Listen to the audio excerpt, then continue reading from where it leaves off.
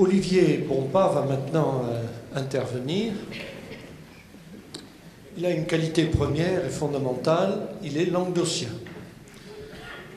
Il est né à Nîmes. Il a étudié tout d'abord la restauration, puis il a rencontré Patrick Pagès, restaurateur de notre région, qui a fait beaucoup de choses pour l'image de celle-ci.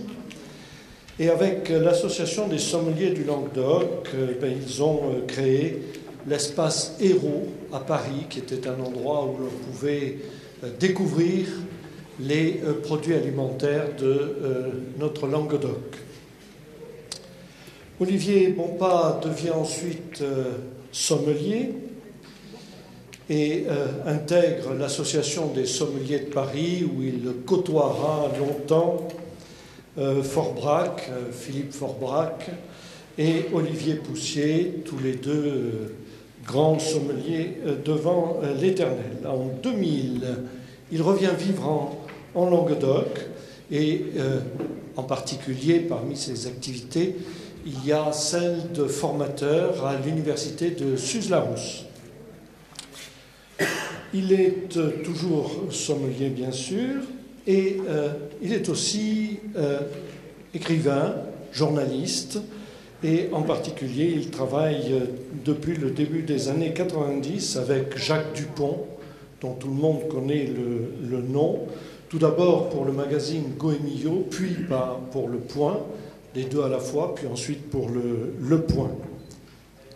Aujourd'hui, et depuis 1999, il travaille pour ce dernier journal. Il est aussi l'auteur d'un certain nombre d'ouvrages. Tous ceux qui lisent régulièrement ces articles dans Le Point en savent la justesse et la pertinence. Ces analyses sont très poussées, touchent au fond, et il fait partie des vrais journalistes qui peuvent parler du vin. Merci pour votre travail et merci pour votre intervention.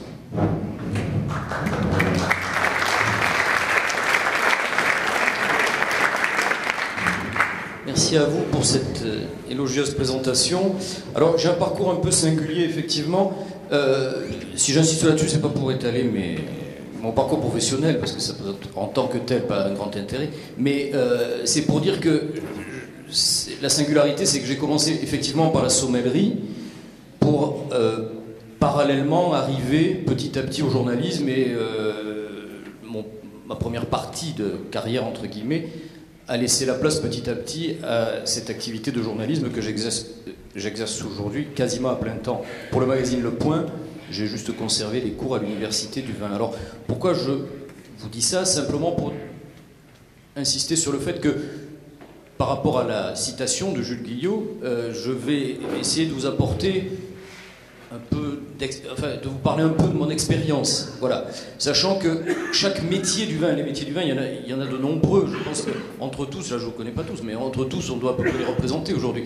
Mais les métiers du vin, il y en a de nombreux, et il y a des métiers qui sont plus proches du consommateur final que d'autres. Et la sommellerie est d'une certaine façon la chronique du vin, le journalisme autour du vin, en font partie. Alors peut-être plus la sommellerie d'ailleurs que le journalisme, mais on s'adresse au consommateur final. Alors c'est ni une qualité ni un défaut, c'est une caractéristique. Et simplement, c'est pour dire que ce contact direct avec le consommateur fait qu'on aborde le vin d'une certaine façon. Comme l'œnologue va l'aborder aussi d'une certaine façon, lui qui n'est pas nécessairement au premier rang du contact avec le consommateur final, mais qui est plus en amont, avec les vignerons, etc. Et souvent, ils cumulent d'ailleurs les deux qualités, les deux fonctions. Et donc, chacun dans cette approche, on est tous complémentaires, mais chacun dans son approche prend ce dont il a besoin quelque part pour travailler. Voilà. Et moi, ce sujet m'a beaucoup intéressé parce que je trouve que la citation de Guyot est d'une incroyable modernité. Là, on vient d'avoir un exposé brillant, historique, qui nous fait remonter dans le temps. Mais je crois que la suite est tout aussi riche. C'est-à-dire que, pourquoi je dis d'une incroyable modernité? Parce qu'aujourd'hui, en quelques quelques années, quelques décennies peut-être, l'univers du vin s'est internationalisé d'une façon effarante. Moi, quand j'ai commencé dans le vin, j'ai pas un âge canonique, c'était il y a 25 ans, il y avait la France et puis il y avait quelques pays autour qui faisaient figure de planète un peu extraterrestre du vin, comme ça. Alors, je caricature évidemment, il y avait le vignoble des États-Unis, il y avait l'Afrique du Sud, il y avait quelques pays comme ça où ils n'ont pas commencé il y a 25 ans, mais malgré tout, on a commencé à vraiment en parler il y a une petite trentaine d'années. Et à en parler surtout à l'égal des vins français, ce qui impressionnait beaucoup les professionnels français, les amateurs de vins français, etc. Parce que c'était quand même le cœur palpitant de l'univers du vin sur la planète, c'était la France, quoi. Aujourd'hui, c'est plus de 50 pays dans le monde qui produisent des vins de qualité, probablement comparables en termes de niveau de qualité et reconnus comme tels aux meilleurs des vins français. Et donc, c'est vraiment de culture, parce que la France, c'est la vieille Europe, un peu, avec quelques pays avoisinants qui ont aussi des grands vignobles, des pays méditerranéens comme l'Italie, l'Espagne, on peut citer d'autres vignobles aussi. Et nous, on rentre dans l'univers du vin par le terroir. On rentre dans l'univers du vin par l'humain, on rentre dans l'univers du vin par l'histoire. Et puis, beaucoup de pays sur la planète rentrent dans l'univers du vin par le cépage. Et ça, je pense que c'est quelque chose d'assez intéressant. C'est pour ça que je dis que la citation de Guyot, qui pourrait être reformulée, je ne me permettrai pas, moi, de réécrire ce qu'il a dit, mais qui pourrait être reformulée quasiment sous forme de question. C'est-à-dire, effectivement, le cépage est-il au centre du génie du vin? Alors, moi, tout ce que je peux faire, je ne vais pas vous parler d'histoire avec érudition, mais c'est témoigner d'une expérience. C'est-à-dire que quelle est l'approche d'un sommelier ou d'un journaliste vis-à-vis des gens qui vont l'écouter, des lecteurs qui vont lire Le Point ou des consommateurs qui vont aller boire du vin dans un restaurant? Quelle est l'approche du sommelier par rapport au vin? Est-ce qu'on va parler de cépage? Est-ce qu'on va parler d'autre chose? Alors, on a un parti pris au Point, parce que c'est de ça qu'il s'agit aujourd'hui, on a un parti pris au Point, et Jacques Dupont avant moi, parce que c'est mon aîné, tout à l'heure, on a cité... certains ont dit c'est mon maître, bon, c'est aussi un de mes maîtres, Jacques Dupont. Et l'idée, c'est que d'abord, c'est vulgariser, et c'est pas un gros mot, hein, vulgariser, c'est partir de choses assez compliquées, essayer de les rendre simples et compréhensibles. Et puis c'est rentrer dans l'univers du vin, d'abord par l'histoire au sens très large du terme, et par l'humain. Voilà. Et c'est pour ça que notre parti pris, ça a toujours été de déguster le vin. On ne dit jamais c'est pas bon, on dit ça on a beaucoup aimé, et si vous aimez ce qu'on aime, eh ben, vous pouvez en acheter et en boire, et vous allez vous régaler. Si vous avez pu constater que vous avez les mêmes goûts que nous, c'est comme un critique de cinéma par exemple. Et puis on raconte l'histoire des hommes et des femmes qui le font. Voilà. Donc notre porte d'entrée immédiate, c'est pas le cépage, mais on se pose la question de savoir où se situe le cépage dans ce paysage, évidemment. Et donc je termine là-dessus. Notre parti pris a toujours été d'illustrer nos papiers, nos articles, etc., de portraits. De portraits parce qu'on pense que le vin est indissociable de son contexte culturel. Sinon, on le vide de sa substance. Et réduire, alors là, je parle devant beaucoup d'œnologues, alors ne le prenez pas au premier degré, ce que je veux dire, mais réduire le vin à sa dimension technique, qui est incontournable, évidemment, c'est très réducteur. C'est pas plus réducteur que de n'en faire que de la poésie à 3,50 francs, comme le font un certain nombre de sommeliers. Je suis solidaire des gens qui souffrent, donc je fais partie de la famille. Mais je veux dire par là qu'il faut trouver un juste milieu entre la technique dont on a besoin et puis cette bonne vulgarisation qui fait qu'à un moment donné, on va donner envie aux gens de boire aussi raisonnablement que c'est indiqué sur l'étiquette et tout ça, hein, je vous rassure, mais de profiter du vin dans le bon sens du terme, de boire dans le bien boire, comme on doit le faire. Et c'est dans ce sens qu'on essaie de trouver en permanence un équilibre. Voilà. Alors, par rapport à la citation de Guyot, l'idée c'est de dire, oui, si on s'en tient strictement au cépage, c'est compliqué, parce que je voudrais faire un petit aparté sur la dégustation du vin. Vous êtes tous des dégustateurs ici, des gens qui sont des professionnels ou des grands amateurs de vin, donc vous dégustez du vin. Et moi, quand j'ai appris à déguster, on m'a dit, vous savez, avec le nez du vin, là, certains ont dû côtoyer cet outil de travail, vous l'avez peut-être même dans les labos, vous devez avoir des choses peut-être plus performante. Il y a les fiches techniques des cépages. Alors on vous explique que la Syrah, ça sent le poivre, que le Chardonnay, ça sent je sais pas quoi, que le Viognier, ça sent l'abricot, etc. Alors on se dit, c'est super, on va prendre ça par cœur et puis on va devenir des dégustateurs imbattables. Et puis quand on déguste dans la vraie vie, on se rend compte que c'est pas vrai. Alors c'est vrai, c'est pas vrai, mais si c'était vrai, on serait tous capables, une fois qu'on a appris ça, d'identifier les vins à l'aveugle, ce qui est loin d'être le cas. Alors on y arrive de temps en temps, ce qui est rassurant, ça veut dire que c'est pas que une espèce de fantasme, ces histoires de dégustation à l'aveugle. Mais malgré tout, on sait bien que identifier les vins par le biais du cépage, c'est très compliqué. Et alors, nous qui sommes ici dans une région où l'assemblage est roi, c'est encore plus compliqué, parce que l'assemblage brouille les pistes. Alors, ça ne veut pas dire que c'est n'importe quoi, ça veut dire, d'après ce que je ressens et d'après ce que j'entends de la part des vignerons, parce que moi je suis un peu un passeur, j'ai pas mon avis personnel, je veux pas me faire le faux modeste, mais bon, c'est pas ce qui compte le plus. Moi, ce qui m'intéresse, c'est de raconter ce que les gens me racontent, surtout. Et j'entends des choses très passionnantes là-dessus, où on nous dit, le cépage, c'est l'indispensable, les indispensables outils pour faire le vin, parce que de toute façon, la matière première, pour être pragmatique, elle est issue du cépage, bien entendu, mais le cépage doit être... et alors, c'est un discours que j'entends beaucoup en ce moment, là, je me promène pas mal dans le vignoble, parce que le Languedoc va fêter ses 30 ans, là, au niveau des appellations. Et je vois et je côtoie beaucoup de vignerons dont j'ai suivi le parcours, parce que je suis un peu de cette génération qui a relancé qualitativement le Languedoc à la fin des années 80.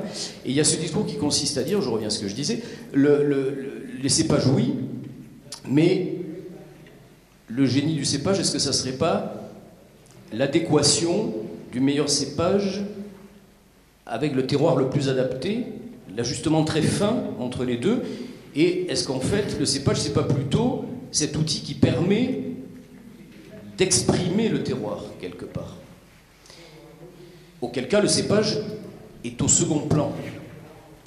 Et là on va vers beaucoup de subtilité, on va vers beaucoup de finesse, et surtout on rattache le vin en question à son contexte profond, à son contexte historique, culturel et géographique, parce que si l'idée, c'est de dire il faut trouver le meilleur terroir pour exprimer au mieux les caractéristiques du cépage.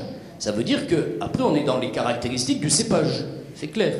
Mais ça veut dire qu'on fait des vins, quand on exprime le chardonnay au maximum de ce qu'on peut en tirer, ça veut dire que partout où on l'exprime au maximum, on va faire des vins plus ou moins qui vont se ressembler.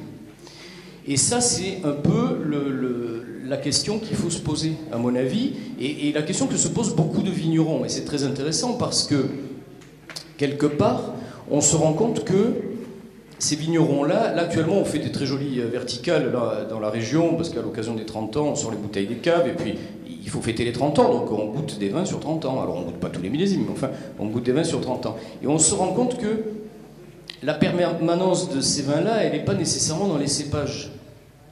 Elle est plus probablement dans le vin lui-même. Alors vous allez dire, je joue sur les mots, mais ce que je veux dire par là, c'est que, pas plus tard qu'hier, j'ai dégusté dans la Clappe, et j'ai rencontré des vignerons qui me disaient, vous comprenez, quand on a commencé à 30 ans, on avait les vignes du grand-père, alors on faisait les millésimes qu'on goûtait, là, les plus vieux, c'était surtout du Carignan. Bon, et puis après, on a replanté, alors les millésimes qui ont suivi, il y avait un peu plus de Grenache. Et puis après, il y a eu la période des Syrahs, là, un peu la folie des Syrahs. Et puis aujourd'hui, on s'intéresse beaucoup au Mourvèdre, parce que les changements climatiques et tout ça. Bon. Mais il y a une permanence dans leur vin. Ça ne veut pas dire que les millésimes des années 80, ils ont le même goût que les millésimes des années 2015.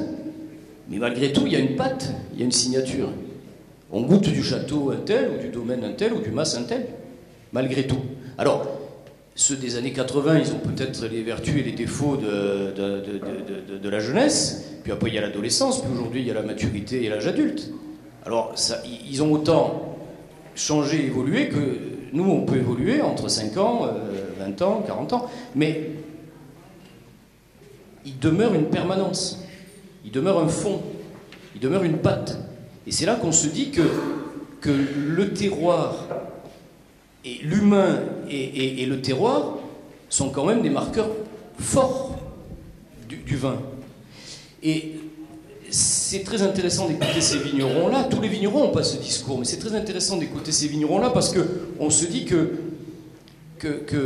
quelque part, ils touchent à une vérité du vin identitaire. Depuis tout à l'heure, je pense qu'on tourne autour de ces thèmes, c'est-à-dire que si on fait du vin en Languedoc, on fait du vin en Languedoc, quoi. Si c'est pour faire du vin qui ressemble au vin de Loire ou au vin de Bourgogne, ça n'a aucun intérêt. Non pas que les vins de Loire ou de Bourgogne n'aient aucun intérêt, mais ils ont un intérêt chez eux, mais pas chez nous. Donc, singer, ça sert à rien. Et par rapport à tout ce que j'entends, j'ai le sentiment que plus on va vers le cépage, plus on met en avant la notion du cépage. Je ne veux pas dire que le cépage n'est pas primordial, c'est pas du tout ce que je veux dire. Mais plus on va vers cette notion de cépage, plus ça tombe du côté où ça penche, quoi. C'est-à-dire que on vide un peu le vin de sa substance et on communique façon, je sais pas moi, façon Nouveau Monde ou à l'anglo-saxonne. Alors attention, c'est pas du tout une critique, parce que ça aurait pu l'être il y a quelques années, mais l'année dernière j'étais, pour des raisons évidentes professionnelles, j'étais en Californie. Alors je vais laisser de côté la Napa Valley parce que c'est un peu le Disneyland du vin, je caricature, mais enfin. Mais j'étais dans la Sonoma. Et les Américains, ils font du vin à l'américaine, c'est-à-dire que sur la bouteille, il y a marqué Cabernet Sauvignon, hein, mais ils parlent que de terroir. Hein. Ils parlent que de terroir. Donc je crois que la maturité, c'est aller vers le terroir, c'est pas aller vers le cépage. Et je répète encore une fois qu'il ne s'agit pas du tout de considérer que c'est accessoire. C'est évidemment fondamental. Je ne suis pas complètement idiot, s'il n'y a pas de cépage, s'il n'y a pas des cépages sélectionnés, de qualité, adaptés à un terroir, il n'y a pas de vin. Mais c'est pas pour ça que c'est l'argument. Voilà. Moi, quand je vais au restaurant, je ne demande pas la fiche technique du plat que je suis en train de manger au cuisinier. Je mange, je me régale, et peu importe comment il l'a fait et avec quoi. Je pense même que si ça garde un peu de magie, c'est pas plus mal. Moi, je suis toujours fasciné, alors là, je vais me faire engueuler par les œnologues, mais tant pis, j'y vais. Je suis toujours fasciné par les fiches techniques où on me dit qu'il y a 28,5% de tel cépage, 13,43% d'un autre, etc. Je me dis, bon, messieurs, déjà, comment vous l'avez calculé? Ben, vos martingales, et je suis sûr que c'est juste, mais franchement, ça intéresse guère que vous.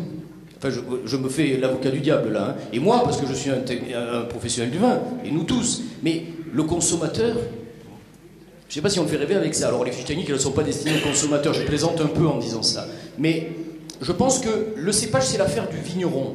Je pense que le cépage, c'est l'affaire du technicien. Je ne suis pas convaincu que ce soit l'affaire du consommateur. Alors, aujourd'hui, si je me tourne vers l'Alsace, par exemple, il y a toute une génération de vignerons qui disent, alors je vais rester poli, mais vous commencez à nous embêter un peu avec nos histoires de cépages. On ne va plus l'écrire sur l'étiquette, puis on va assembler un certain nombre de cépages, où on fera des cépages purs, mais ça, c'est pas votre problème, c'est le nôtre. Et on va vous parler de terroir. Et s'il y a bien une région où le terroir et la géologie, ça a du sens, c'est bien en Alsace. Alors je ne dis pas que ça n'a pas de sens chez nous, mais ça fait partie quand même des régions où il y a une diversité géologique. Alors là, je sors de mon domaine de compétence, mais enfin, je le sais. C'est une des régions où il y a une diversité d'une des plus grandes richesses. Et les Alsaciens, aujourd'hui, pour des raisons historiques, et là vous en parleriez mieux que moi, mais pour des raisons historiques, ils sont allés vers cette histoire de cépage, parce qu'ils sont à la frontière, parce qu'ils ont été longtemps allemands, etc. Donc il y a toute une histoire derrière. Mais c'est pas très satisfaisant sur le plan de la création, sur le plan de l'investissement personnel pour les vignerons. C'est très satisfaisant sur le plan commercial, probablement. Ça l'a été, en tout cas. Mais aujourd'hui, on voit ces vignerons d'Alsace qui revendiquent le droit de créer et de ne pas être obligé de se justifier. Voilà.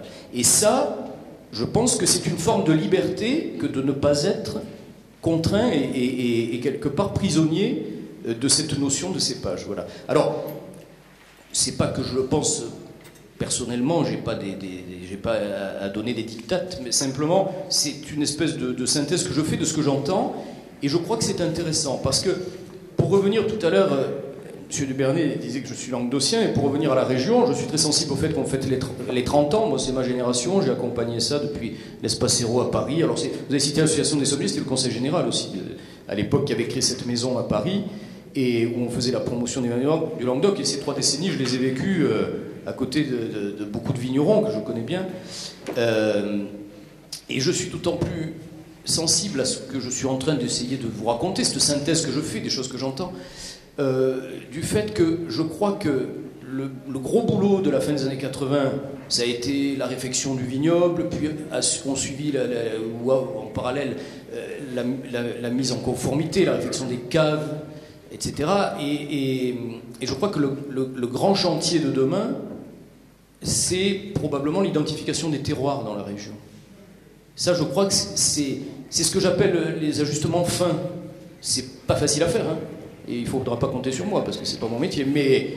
Mais je crois que ça, c'est le grand chantier. Et puis en parallèle, ça sera aussi les élevages. Voilà. Et je crois que ça, c'est les deux clés du grand Languedoc de demain. Tout à l'heure, on avait une petite conversation là, avant le début de cette manifestation.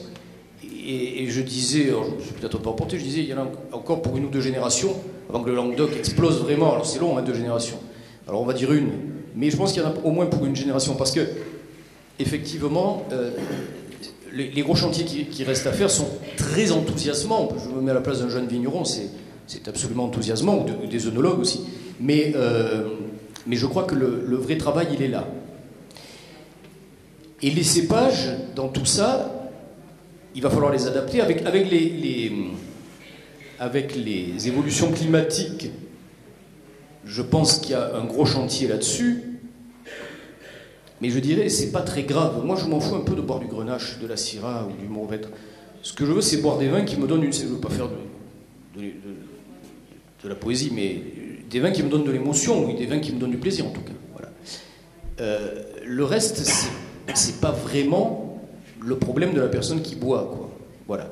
Et donc, à un moment donné, je pense que la vérité du cépage, c'est cette capacité qu'il a à donner les moyens aux vignerons d'aller jusqu'au bout de sa vérité à lui, voilà, et d'exprimer ce que représente son terroir. Voilà. Alors ça, c'était un peu un des aspects des choses qui me paraissaient intéressantes. Après, on est dans une région ici où on a cette dualité entre l'univers des IGP et l'univers des AOC. Voilà. Alors ce que je dis là, je l'entends plutôt effectivement dans la bouche de vignerons qui sont plutôt dans les AOC, évidemment. Après, ne croyez pas qu'en disant ça, en tant que journaliste ou que sommelier même, je dénigre le reste. C'est-à-dire que je pense aussi que la notion de cépage, c'est très initiatique. Voilà. Et moi, pour l'avoir vécu en tant que sommelier, je sais que c'est une très bonne façon d'amener les gens au vin. Parce qu'on a tellement sacralisé le vin, on en a tellement fait... je déteste ce mot, hein, un produit réservé à une espèce d'élite de gens qui connaissaient, qui avaient la science du vin et qui, eux, étaient autorisés à boire, intelligemment en plus, qu'on a fini par déconnecter un peu l'univers des consommateurs et des jeunes consommateurs de l'univers du vin. Ça, je le regrette beaucoup. On essaie, à notre petit niveau, nous, de militer au contraire pour les ramener à ça, mais il ne faut pas hésiter à dédramatiser, à vulgariser, etc. Alors, la porte d'entrée du cépage, par contre, tout ce que je viens de raconter, on est un peu dans l'exigence, mais la porte d'entrée du cépage, par contre, je pense que ça a de grandes vertus, parce que ce sont des vins initiatiques. On parlait à midi de vin boisson, qui a été à la fois, qui a fait les grandes heures du Languedoc, au moins au niveau prospérité, et qui a fait aussi son malheur d'une certaine façon, parce qu'on le disait à midi, tout le monde regrettait le fait que le Languedoc, il traîne ça un peu comme un boulet, quoi. Le fait que pendant des époques où d'autres mettaient en place des appellations d'origine contrôlée dans d'autres régions, qui sont devenues prestigieuses, etc., et emblématiques de ce qui se fait de grand en France, etc., le Languedoc était un peu producteur de vin de masse. Alors ça, aujourd'hui, c'est devenu la portion congrue, parce que du vin boisson, on n'en réclame pas beaucoup.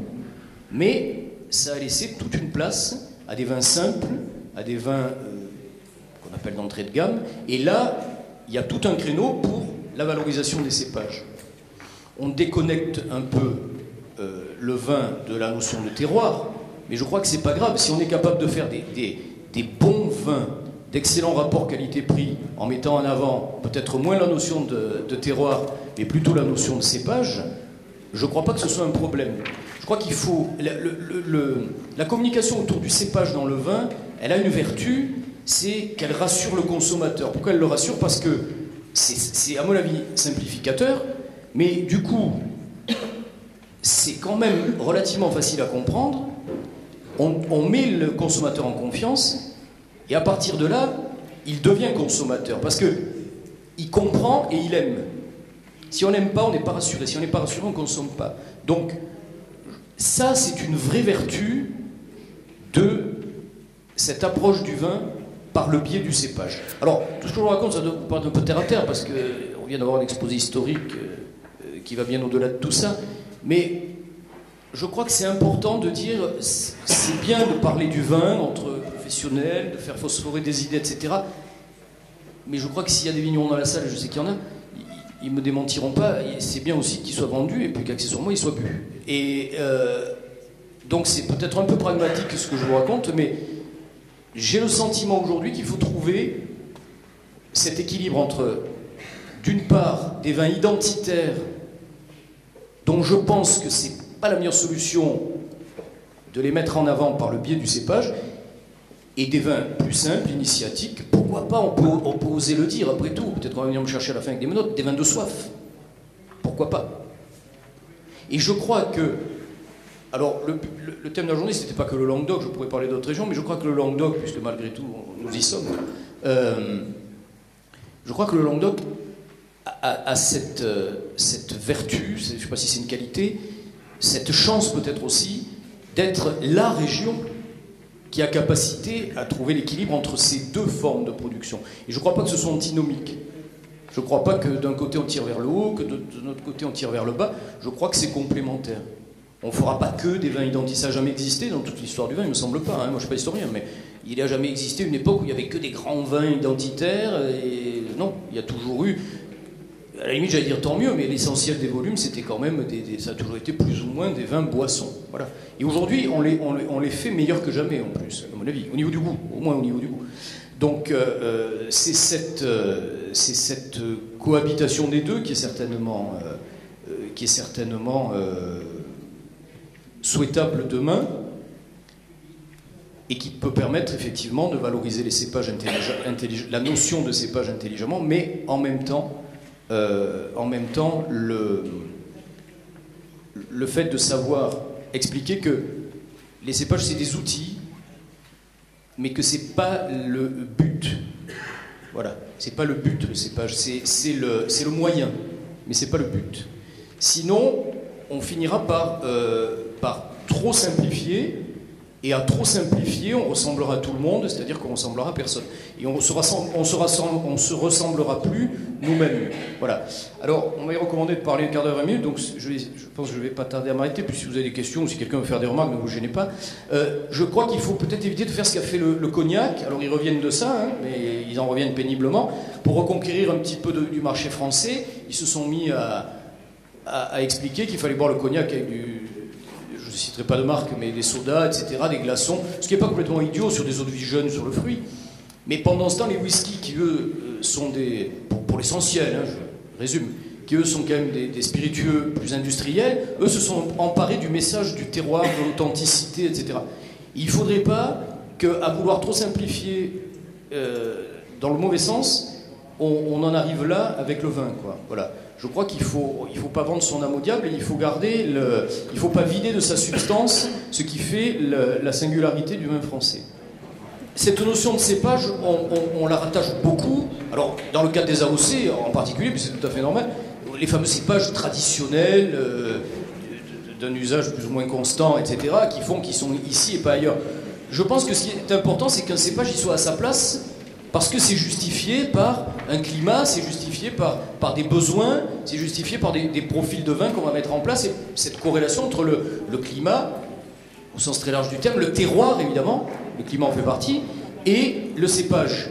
Mais je ne suis pas sûr que ce soit complètement figé. Alors là, je n'ai pas la capacité à ouvrir un débat sur ce sujet, mais enfin, je crois qu'il y a peut-être quelqu'un qui a la date exacte. Il me semble qu'en 2002 ou au tout début des années 2000, on a pu voir dans une presse spécialisée les premiers résultats d'essais de Syrah du côté de Colmar, par exemple, en Alsace. Bon, moi j'ai goûté il n'y a pas si longtemps que ça dans le vignoble suisse, ils font très très bon avec des cépages méridionaux. Alors, ils ont bien la vallée du Rhône, hein, après tout la moitié du Rhône est à eux, mais c'est pas tout à fait la même vallée du Rhône que chez nous. Et donc je me dis que c'est peut-être pas figé pour toute éternité non plus. Alors, la tradition du cépage pour la tradition du cépage c'est bien, mais quand ça a du sens, et c'est vrai qu'à un moment donné, enfin, je ne sais pas ici, dans cette salle, et surtout pas moi, qui est capable de dire à base de quel cépage on fera du vin dans 20, dans 30, dans 40 ans, dans telle ou telle région de France. Et donc, ça aussi, je crois que ça invite un peu à la modestie et vis-à-vis de cette notion de cépage, à se dire que, voilà, pas rester attaché à des vieilles lunes, mais, alors ça ne veut pas dire qu'il faut demain bouleverser tout l'encépagement des régions, c'est pas du tout ce que je veux dire, mais simplement, il y a aussi ces évolutions qui justifient que, à la marge, les choses peuvent bouger, etc. Et ça me conforte un tout petit peu dans l'idée que le cépage doit être un moyen et pas un but. Voilà. Merci.